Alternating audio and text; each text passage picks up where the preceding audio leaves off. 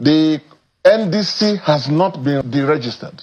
The NDC is still a party. The court itself did not deregister it. And no step has been taken whatsoever to that effect. And as soon as possible, as the party has said, once the appeal is lodged and the necessary papers are filed, this is a matter that will go to the highest levels to set aside the irregular judgment.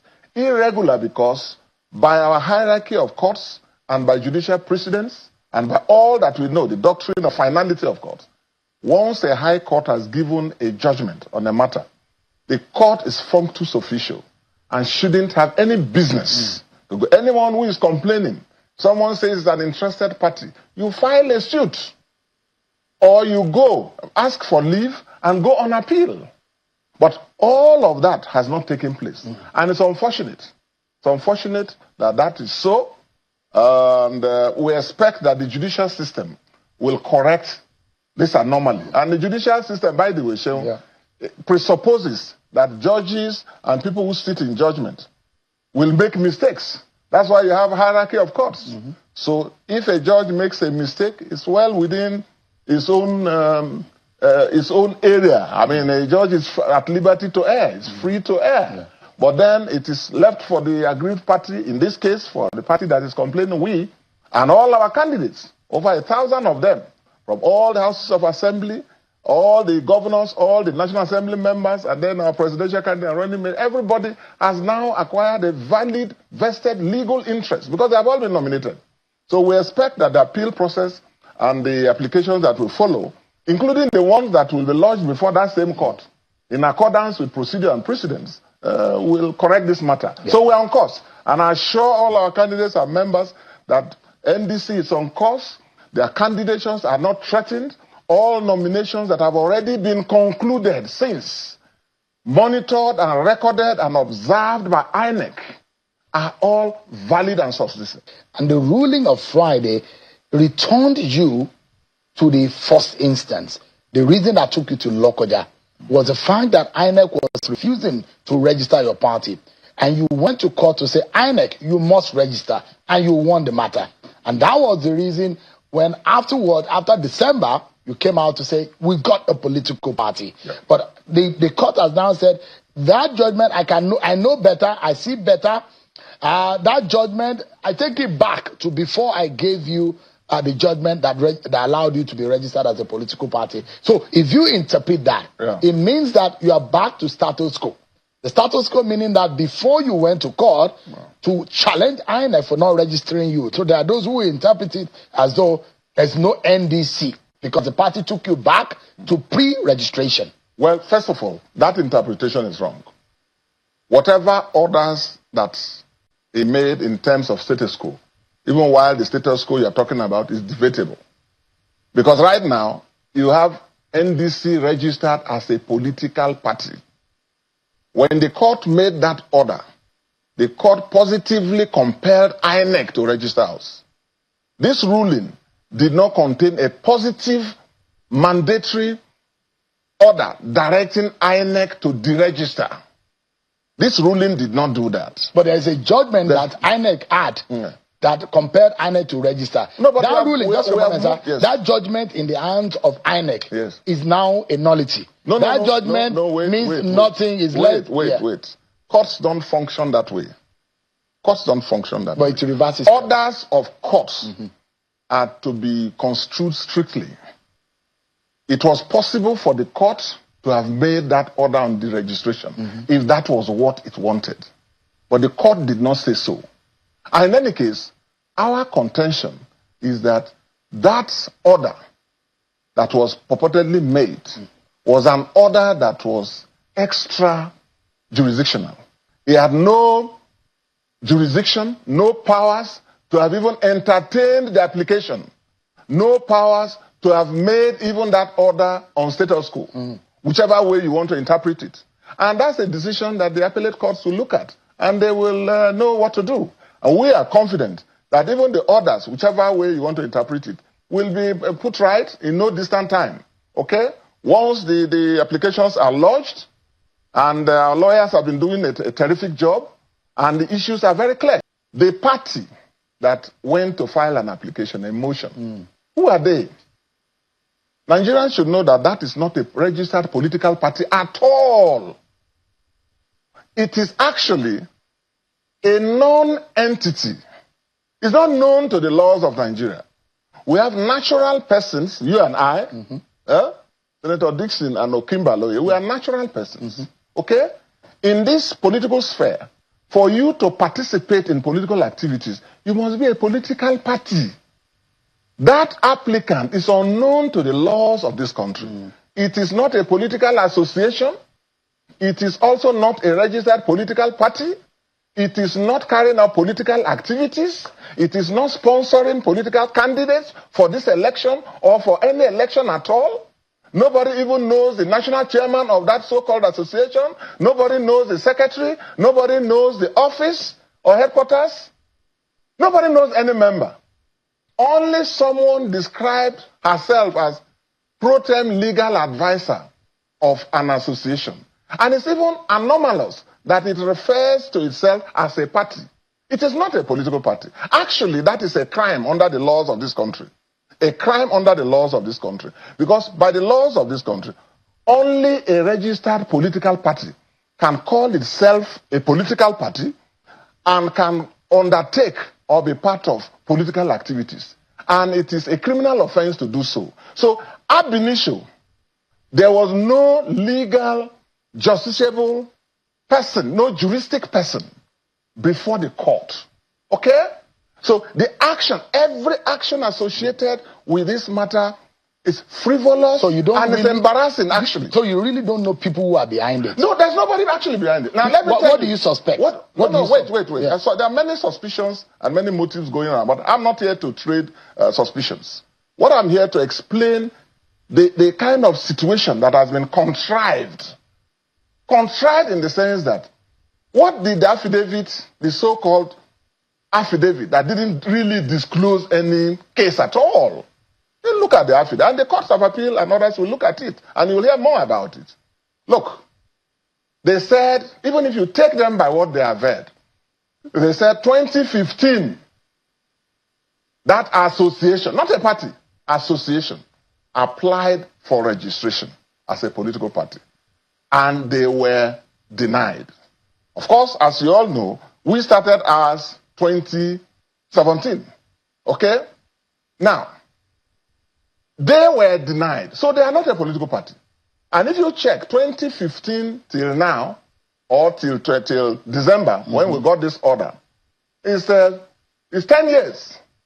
So 10 years, that association has been moribund, dormant, non-existent, dissolved itself. It's of no consequence, does not exist. Even if it existed at that time, if members, some may have died as human beings, some may have left, they may have japad, they may have so. It is not a body that can pursue any claim against our party. It is not a body capable of having any rights that can be enforced. And in any case, look, what did they say? They said, 2015 when they applied to use the V sign as their logo. But they were denied. And once that application was denied, that was the end of it. If they had gone to court to get INEC, as we did, to register themselves as a political party, then they would have had a case. But they were denied, and for 10 years, nobody knows who they are. All right? Now, we got our own applied through the courts, and we have been registered. Now, by the laws of this country, the Electoral Act, and even by the INEC guidelines, once a party has a logo registered, they have what they call a register of symbols. So as at the date of that judgment, it is the NDC that has the symbol, this symbol. And so, it is a criminal offense for any other person to purport to lay claim to this. APC says that symbol looks like their own. No. That was why we went to court. And the court overruled them. And funny enough, all these arguments were canvassed. Because INEC said 2015, before the judgment, INEC said 2015, an association applied with this sign. And the judge, this same judge, asked them, before the judgment of December last year. Yeah. Were they registered? INEC said no. Are they seeking to be registered now? In other words, in the process that started last year, INEC said no. So, Shehu, this association, whatever it is called, has never been in the equation at all for the past 10 years. The court says, look, I need to hear them. And you have, your party has said, what is the business of Peace Movement Party? It's not a political party. But the fact remains that this Section 36, Section 36 of the Constitution, gives them the right of fair hearing. Okay, and you think that does not apply? Let me procedurally and by precedence and by law, is the attempt to invoke the constitutional right of hearing is misplaced, and it's an attempt to be clever by half. Okay? What that section of the fair hearing rule says is that when they went to court, if you properly construe it, as they filed that application, they had a right to be heard on the application. Okay? And what the court ought to have done would have been, on its own even, can you address me on the jurisdiction I have? I have delivered a judgment. Am I not functus official? Shouldn't have had any business going into the merits of the matter. Do you understand? Now, fair hearing means that by the procedures of court, if they as an interest, if they had any interest that they claim, and anybody can claim an interest, anybody, they should have asked for leave to appeal and go to the Court of Appeal to say we are an interested party, and then they will now show their interest. Okay? They bypass that because they know they can't avoid, they can't go through that hurdle in the Court of Appeal, and even satisfy the judge that they have interest. And in any case, if what was concerned was fair hearing, why did he go into the substantive issue of the judgment that he had delivered, over which is functus official? Okay? Now let me tell you this. That judgment was well written. This party, this so-called association, never applied to be registered as a party at the time we did. So there was no conflict. And we are not talking about proprietary of symbols, and it's not a registered trademark issue as to who applied and who is registered. Even now, there's those who will say this means peace more than national. Sorry? There are those who argue that maybe peace movement has a case actually, because in a general and global concept that this means these two fingers, which is the symbol of their party, means what I'm explaining to you. This is victory sign, and political icons all over the world, not only in Nigeria, have used it. Mahatma Gandhi used it. Okay, Nelson Mandela used it. So many great political figures have used it. Even in Nigeria, Chief of Baphomet Awolowo, our sage, use it. Malam Aminu Kano used it. As a matter of fact, in the NEPU, in the 50s, 40s and 50s, this was their sign, registered. And it Nasara, victory, in the north, in Hausa. So, nobody can claim ownership of this sign. a peace sign. A peace sign, or whatever you say it is. Even if they were functioning. And let me tell you this, by the Electoral Act, and INEC knows all of this, we have a professor of law and a senior advocate. Look, even if you are a registered political party by the electoral laws, and you are deregistered, and you are not operating for 5 years, another party, another association can take that symbol. It's there in the Electoral Act. So, even if, assuming without conceding that they were a proper political association with officers, even if they applied and they are active, once from 2015 they have not been operational, they have no right. Let me quickly ask. They have no right.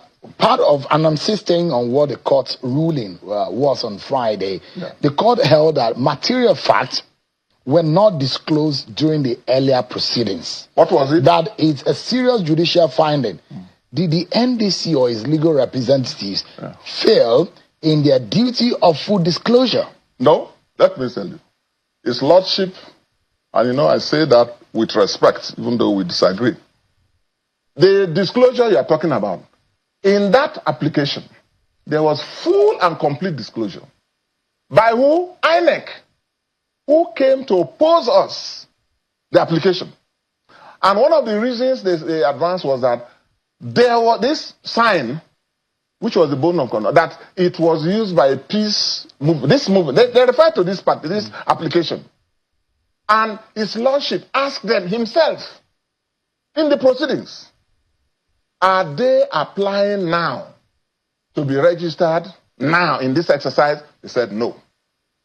Are they a registered political party in the country so that we can say that what these people are saying is in conflict with that? They said no, they are not a political party.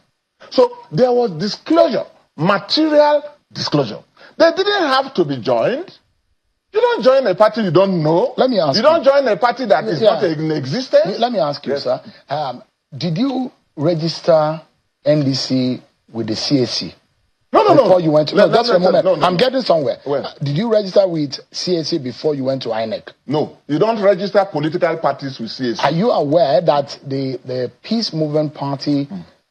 because when you describe it as a non-juristic element in this matter, there are those who will say that may not be correct, considering the fact that under Part C of KAMA, the Peace Movement claims that it has been registered as an association and as an entity, legal entity under the Nigerian law. It's only not been accommodated by INEC as a registered political party. And that, sorry sir, and that sign is accompanied in their registration as KAMA as an entity, as a juristic identifiable individual under Nigerian law. Look, let me tell you. Registration with INEC, if they are registered under KAMA, Part C, okay, that's not for political participation.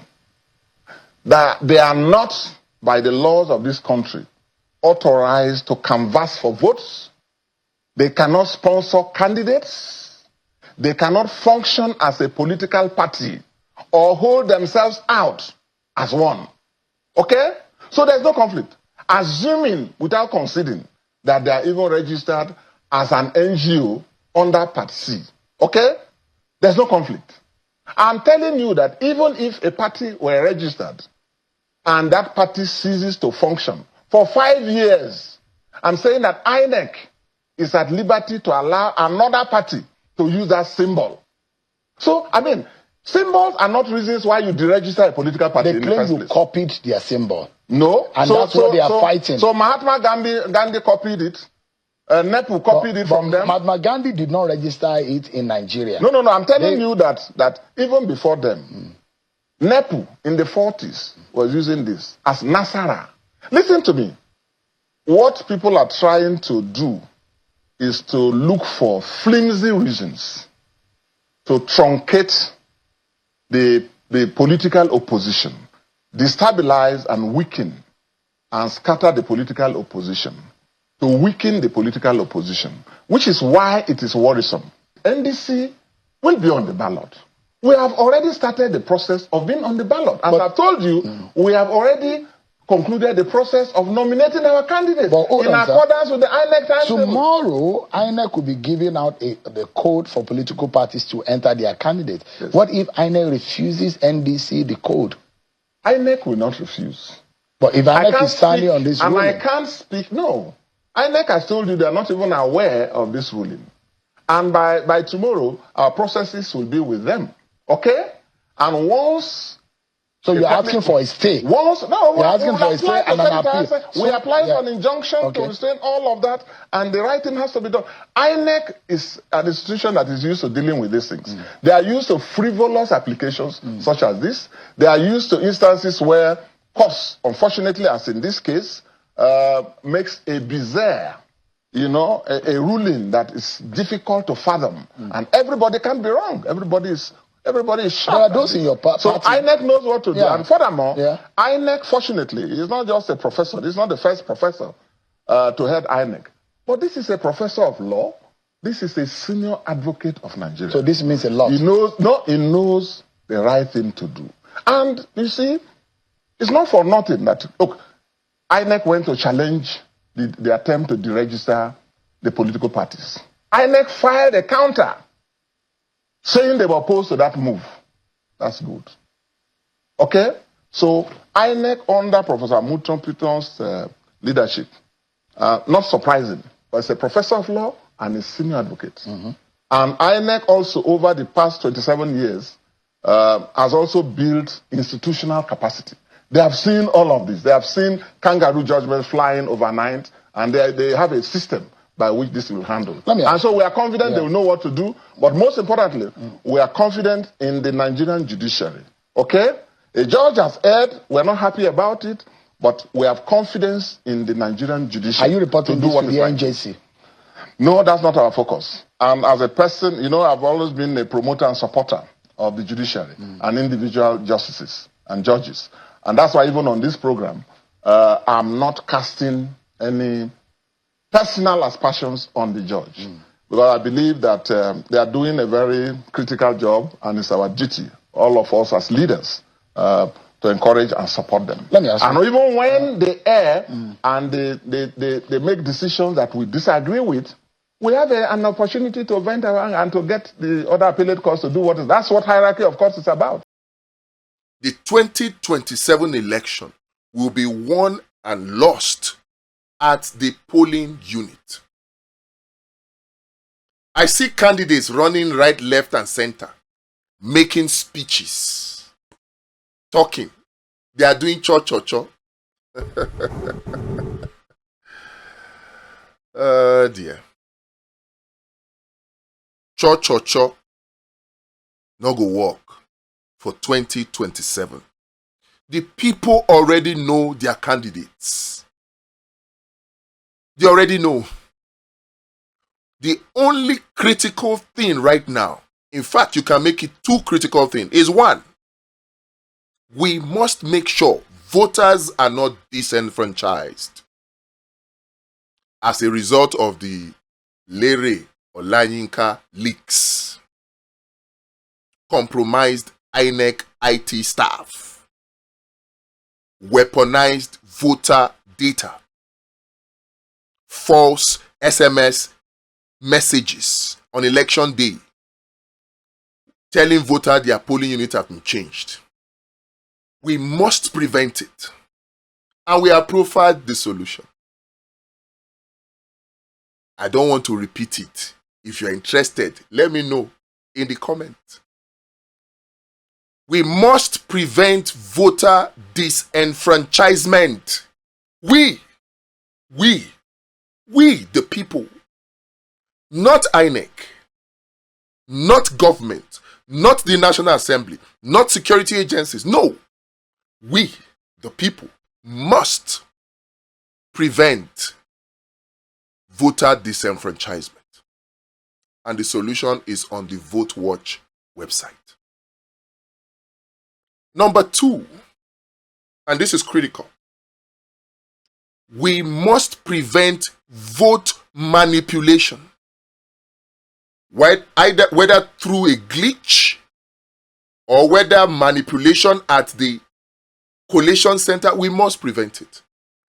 And the only way to do that right now, at the moment, I can't say what will happen in 1 month or in 2 months, but right now, the only platform that is ready to stop INEC from allowing any manipulation. Now, I'm using these words carefully because really, like Prince Adebayo said, even the INEC chairman is handicapped. You heard him. That if the INEC chairman were given holiday today, he would take 3 years holiday. Because from what Prince Adebayo also said, they are getting calls from Aso Rock Villa. So we are also helping INEC when we deploy VoteWatch. The only solution that is ready right now. Right now. If you have another one that is ready, show me. Some persons are attempting to copy. And it's a good idea. The more, the merrier. Hopefully, they are able to complete theirs before the 2027 elections. But VoteWatch is ready right now to roll out. And VoteWatch is the only platform that can keep INEC in check to prevent vote manipulation. VoteWatch is the only platform that can do what Nigerians are yearning for, calling on the National Assembly to do, which is what? Real-time electronic result transmission and real-time electronic results collation directly from the polling unit. Once the results have been processed, the results are made public. And once light has entered darkness, darkness must disappear. So the darkness of the collation gap, where they do the manipulation, gone. Where are you watching from? Let us know. Are you willing to adopt a polling unit as a Nigerian who wants his country back? A country of equal opportunities. A country where insecurity is not weaponized like the APC under Tinubu has weaponized it and made it into a business. A country where infrastructure is not data, it's not statistics. You see it in real time. A country where corruption is a thing of the past. If you want it, then you have the power to stop it without risking your life. From the polling unit. So I ask you again, will you adopt a polling unit? Let me know in the comments. And reach out to us if you will. And it's simple. Log on to votewatch.pro. Shikena. One thing is clear.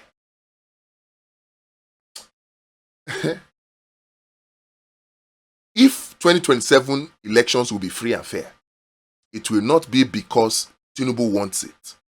It will not be because INEC wants it. Security agencies want it. No. It will not even be because judiciary wants it. It will be because the people took their destiny in their hands and they implemented VoteWatch and PU Marshal.